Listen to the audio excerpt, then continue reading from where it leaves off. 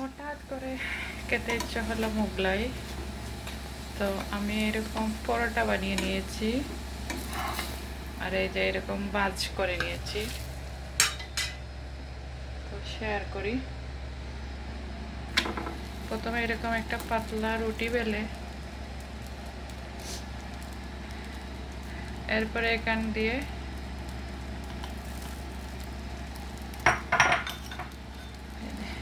ডিমটাকে ছড়িয়ে দিলাম।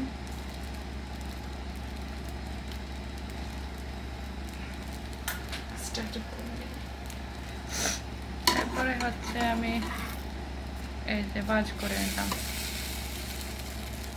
তারপরে দিয়ে এরকম হবে।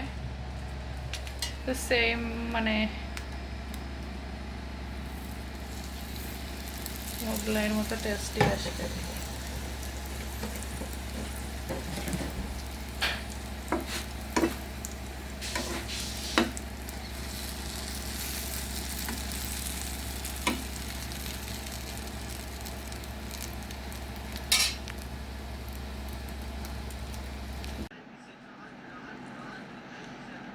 এই যে ভেতরটা এরকম হয়েছে, আর সস দিয়ে একটু লাগিয়ে খেলে এই আমি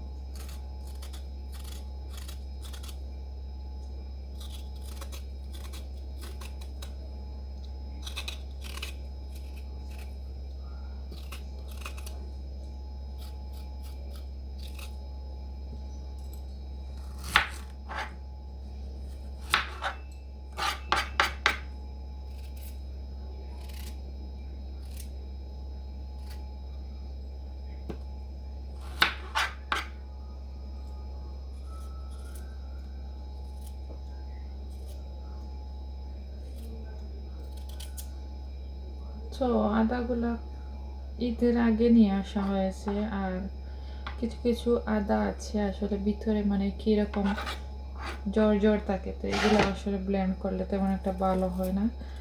আর এই আদাগুলো অনেক সফট। রমজান মাসে কিছু আদা নিয়েছিলাম, এগুলো এত বাজে ছিল, টাকাই গিয়েছে আর এগুলোতে আসা। তো এই যে আদাগুলো অনেক সফট। কয়েকদিন থেকে শুধু ভাবতেইছি যে এগুলাকে একটু কেটে কেটে ব্লেন্ড করে রাখবো। তো আমার ফ্রিজে কিন্তু আগে আছে, আর এই জন্য মানে আলসেমি করে ওগুলা করা হচ্ছিল না। তো আজকে ভাবলাম করেই ফেলি, যেহেতু নষ্ট হয়ে যাচ্ছে। করে নিলে আসলে মানে রেডি করে ফেলা হয়, না হলে আর করা হয় না। এরকম একটু কুচি কুচি করে নিলে ব্লেন্ড করতে সুবিধা হয়।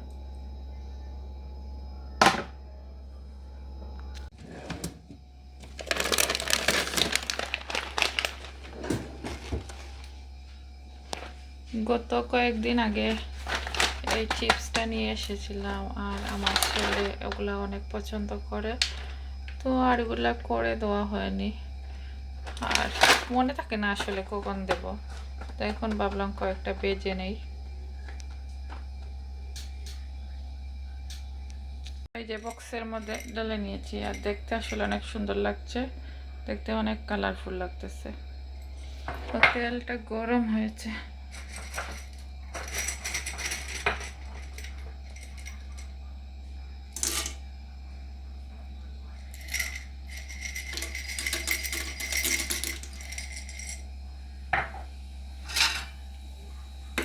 আমার একটা মানে ভাজা কোটা করলে যে একটা চামচ আছে, তো ওইটা আসলে ভেঙে গিয়েছে। ওইটা দিয়ে তেল থেকে উঠাতে অনেক সুবিধা, তেলগুলো ঝরে যায়। তো নেক্সট যেদিন যাব মার্কেটে নিয়ে আসব। আর ওই আমার বাসার পাশেই মার্কেট, কিন্তু ভুলে যাই আমি নিয়ে আসতে। আসলে ভাজা কোটা করলে মানে তেলের জন্য আলাদা একটা চামচ দরকার হয় এগুলা করতে গেলে।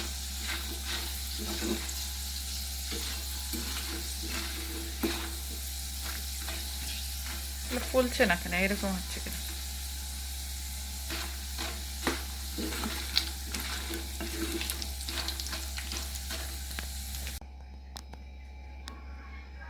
এই যে সবগুলা ভাজা হয়ে গিয়েছে। আর কেন জানি তেমন একটা ফুললো না।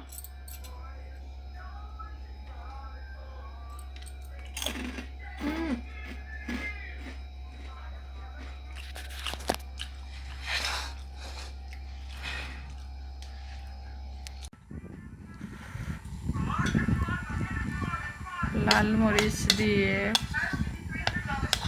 আর এত মজার ভর্তা।